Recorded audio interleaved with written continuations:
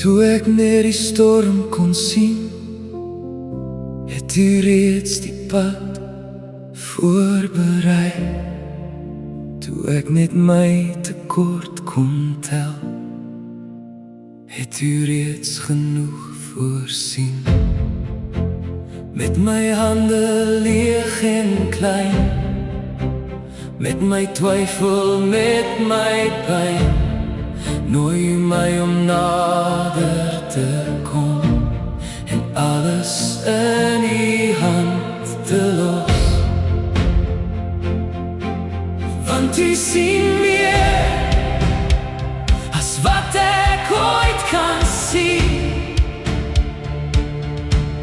U roep my uit om in geloof te leef.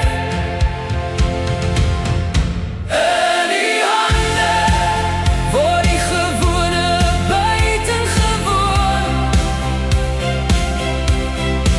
In U hande word my swakheid nuwe hoop.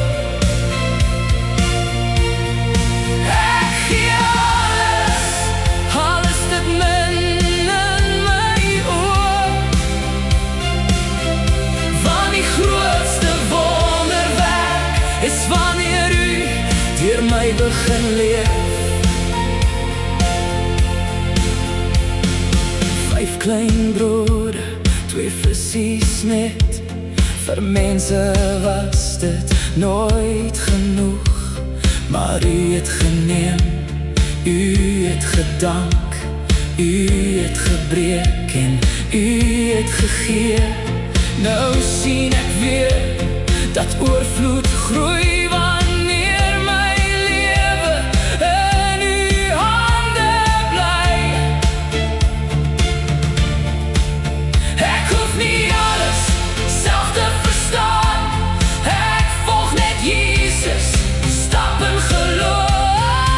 In U hande word die gewone buitengewoon.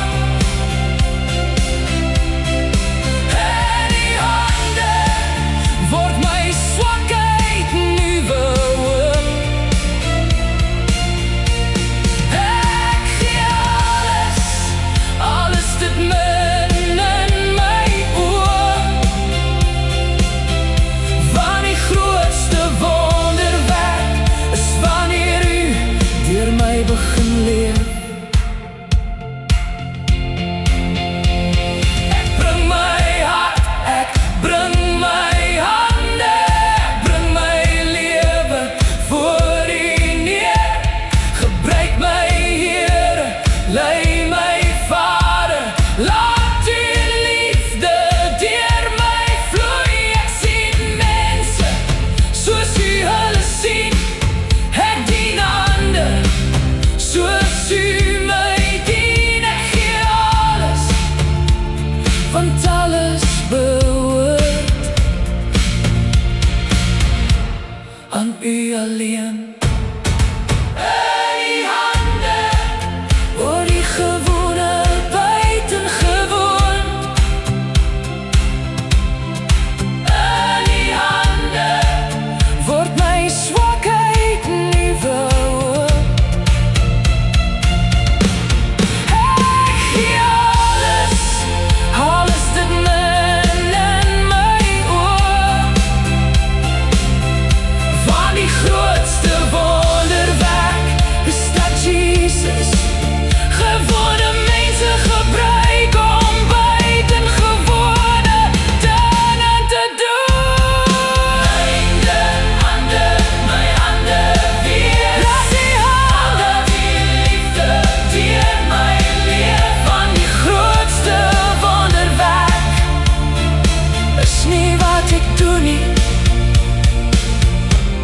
maar dat U deur my werk.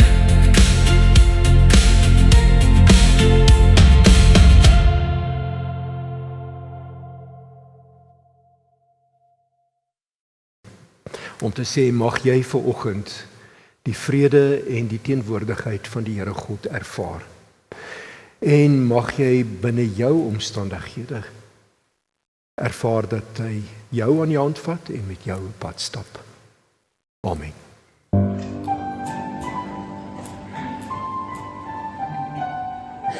Oh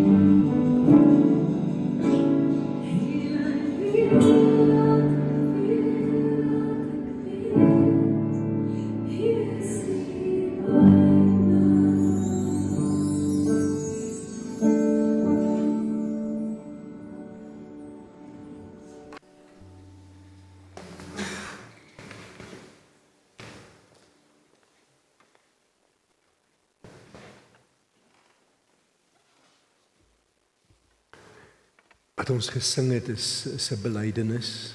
Ek weet, U is lief vir my. Ek lees ook 'n belydenis uit Psalm 139. U het my gevorm en my aan mekaar geweef in die skoot van my moeder. Ek wil U loof, want U het my op 'n wonderbaarlike wyse geskep. Wat U gedoen het, vervul my met verwondering. Dit weet ek verseker. Geen been van my was vir U verborge toe ek gevorm is, waar niemand dit kon sien nie. Toe ek aan mekaar geweef is, diep in die moederskoot. So 'n kinderlike belydenis van Here. U ken my, U gee vir my om, al lankal, selfs voor my geboorte. En ek wil vra dat jy dalk 'n oombliekie net stil word en in jou eie woorde sê, Here, dankie dat ek maar net hieraan kan vashou. Ek weet, U was by my, U is by my, U gaan by my wees. Kom ons word elkeen net so 'n oombliekie stil, asseblief.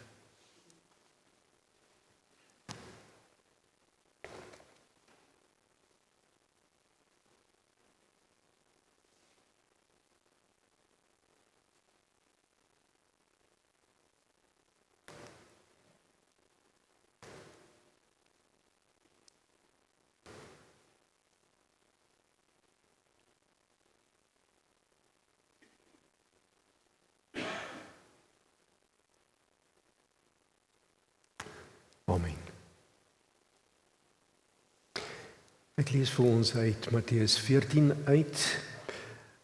Verlede week het Jan vanaf vers 13 gedeelte gelees oor die vermeerdering van die brood en ons is by 14 vanaf vers 22.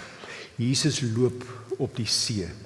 Net daarna het Jesus sy disippels in die skei laat klim om so lank voor hom uit te vaar na die oorkant toe, terwyl hy nog eers die mense huis toe laat gaan. Nadat hy die mense weggestuur het, het hy alleen na die berg toe gegaan om te bid.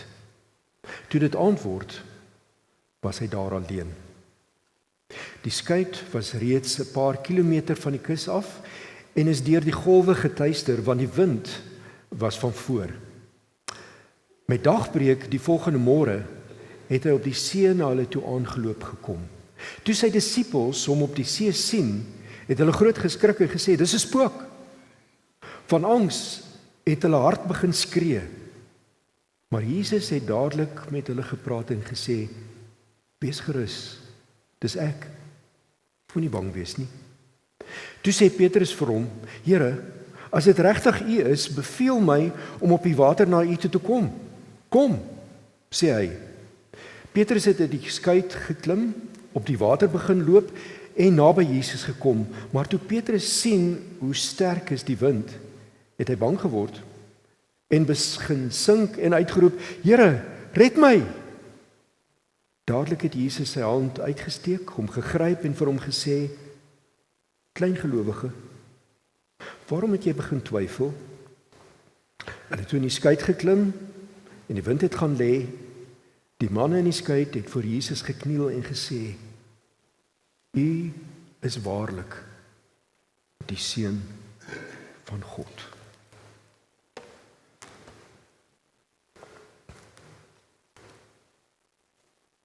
So kom ons begin met die vraag, waarom loop Jesus hier op die water?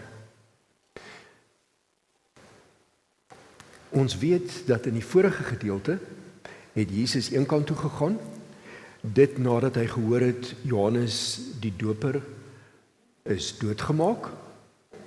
En in hierdie gedeelte lees ons dieselfde.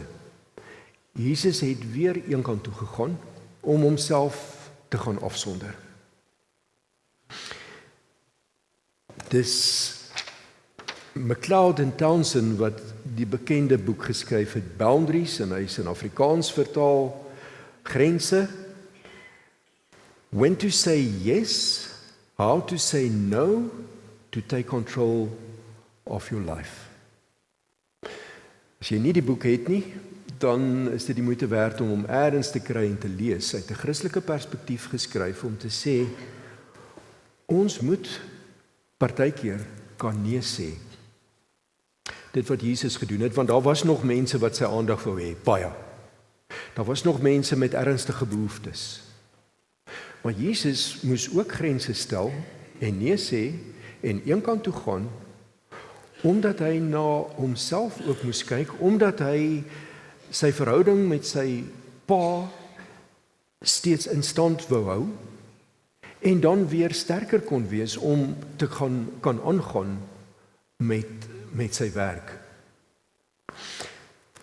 Ek sê soveel keer vir mense wat sukkel met afhanklikheid, een van die eerste dinge wat klein kindertjies kan sê is nee. Maar dit lyk of ons so as volwassenes afleer om te kan sê nee. En daarom is dit baie keer nodig dat ons as volwassenes weer leer wat dit beteken om te sê nee. En partykeer is dit op 'n baie ernstige manier, ander keer kan dit sagter wees, maar hoe ook al jy dit doen, grense is belangrik. Want ergens het elkeen van ons ook daai innerlike kalmte en vrede nodig.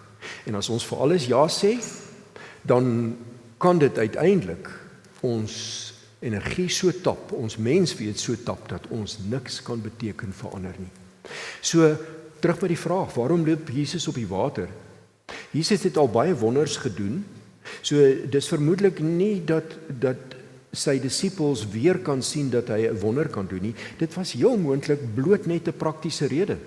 Hy het hom afgesonder, hy moet weer by hulle uitkom, en daarom loop hy op die water, om by hulle uit te kom, omdat hy 10-1 nie 'n bootjie nie 'n skuitjie gehad het om by hulle uit te kom nie. Waarom wil Petrus op die water loop? So, heel moontlik 'n paar ander redes waarom Petrus op die water wil loop.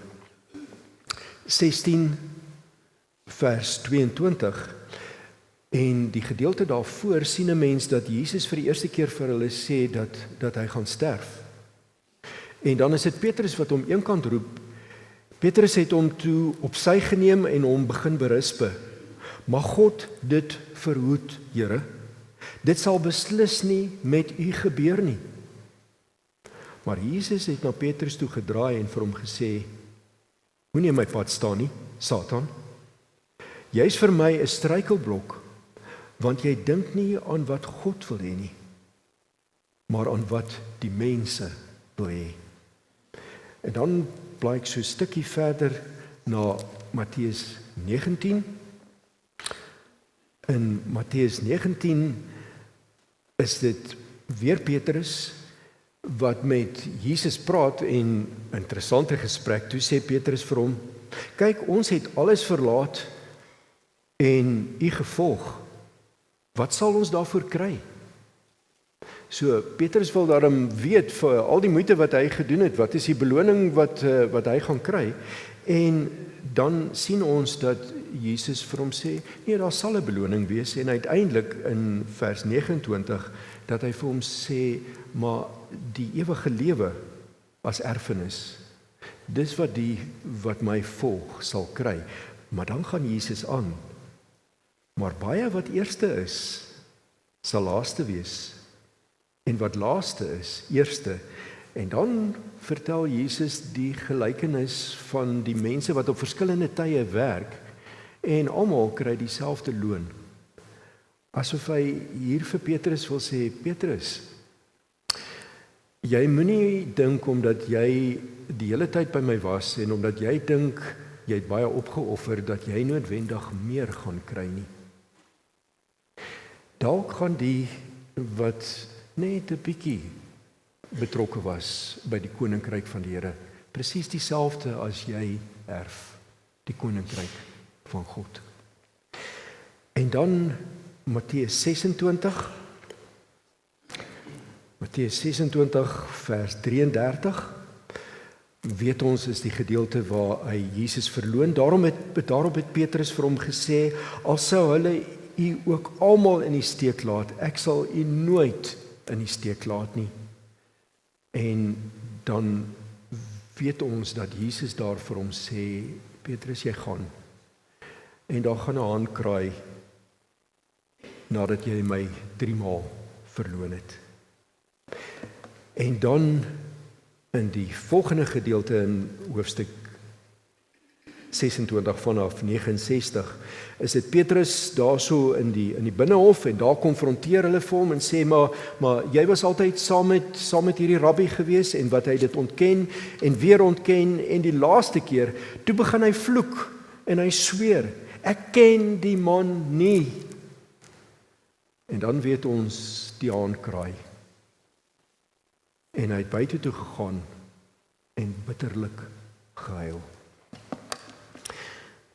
Dis professor Arnold Mol wat wanneer hy so bietjie praat oor persoonlikheidstipes praat oor Petrus en sê heel moontlik het Petrus 'n sanguiniese persoonlikheidstipe gehad en dan sê hy Petrus was baie selfgerig en het dikwels die aandag op sy eie hoedanighede gevestig. Sy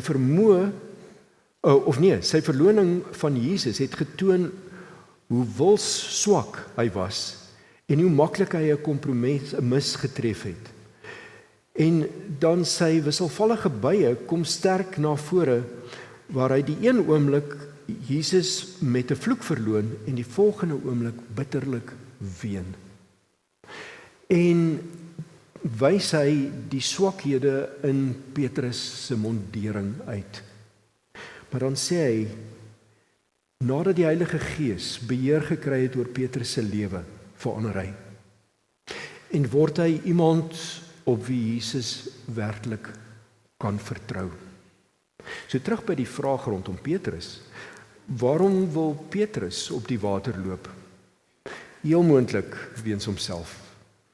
Weens sy eie ego en om goed en beter oor homself te voel.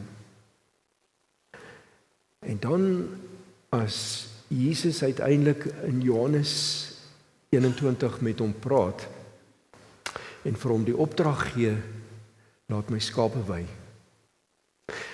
Dan in terme van dit wat ons nou al van Petrus weet, sê hy nie hier vir Petrus, gaan doen enorme groot goed nie.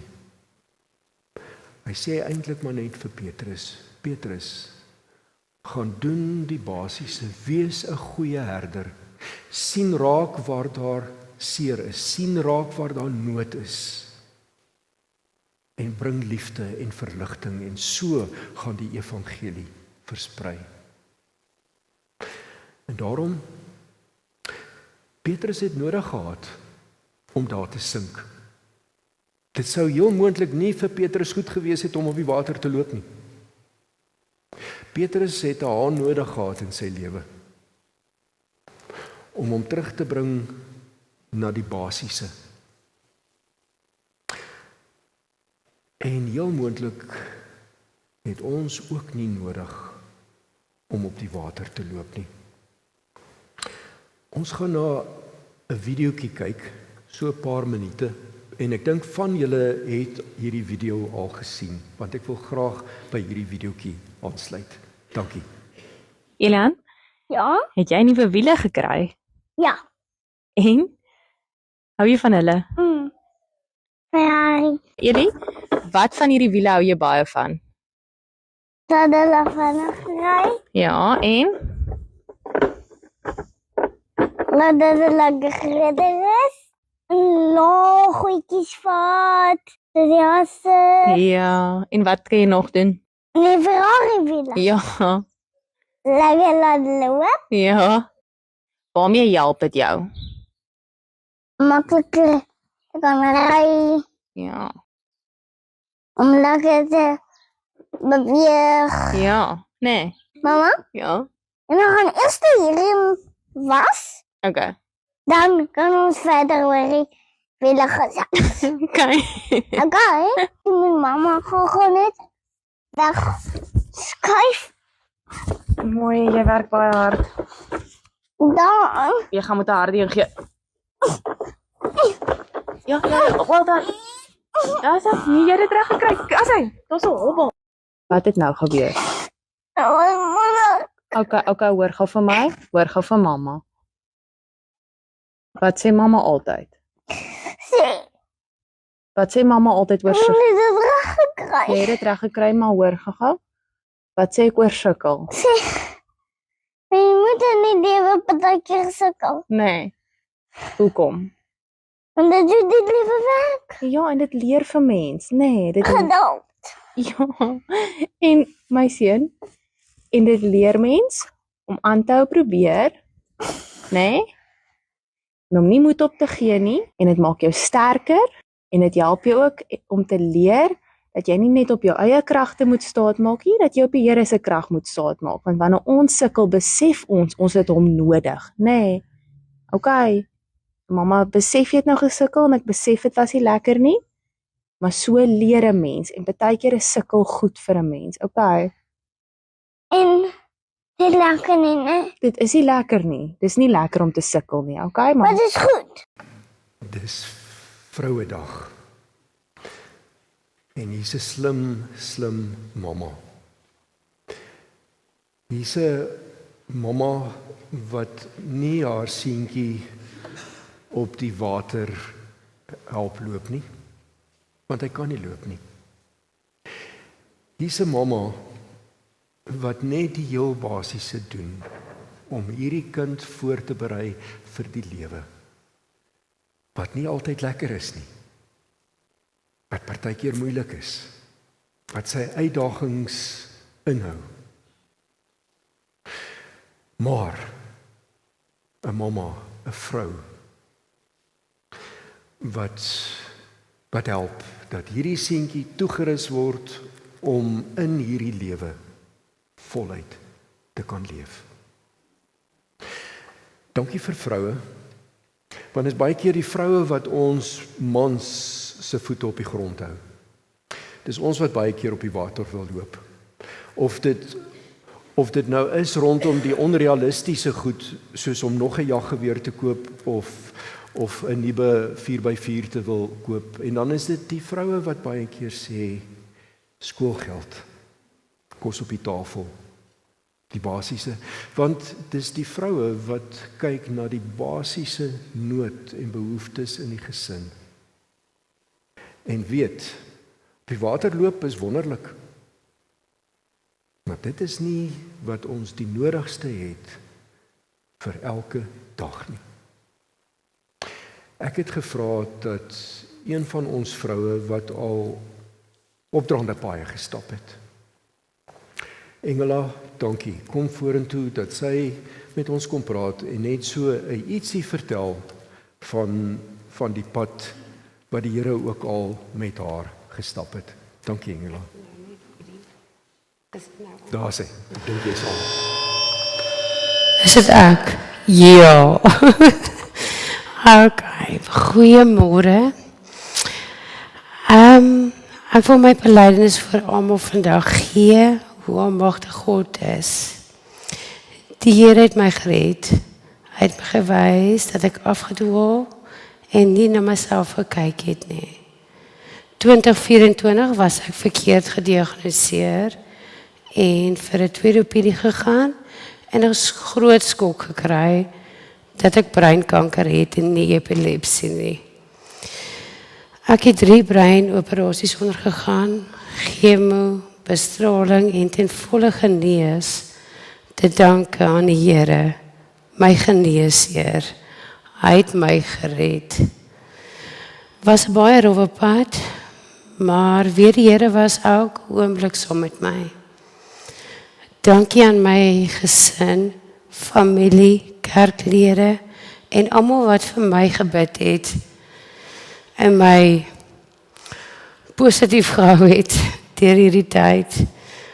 Het tot besef gekom dat ek eintlik verlore was. Met 2 jaar plus het ek besef dat ek in die Here glo, maar probeer nog steeds om alles self uit te sorteer.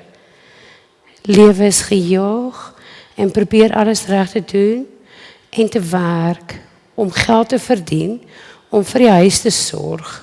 Maar mense skeep die belangrikste af. Die Here en jouself. Die Here is daar vir ons almal. Ons moet alles oorgee aan hom en hom meer in ons gesin en families bring. Ek voel net die dag wat ons gebore was daar reeds 'n boek oor ons geskryf, ons lewens geskryf. Wat gaan gebeur en hoe? Baie dankie aan almal en mag almal 'n geseënde dag hê. Dankie Tony vriend. Die Engela bly so oomblik hier staan. So hier's 'n mamma en 'n huweliksmaat, 'n dogter. So teen die opdraandes van die lewe wat ook al geleer het, die belangrike is nie om op water te loop nie, maar om die opdraande paaie aan die hand van die Here te stap.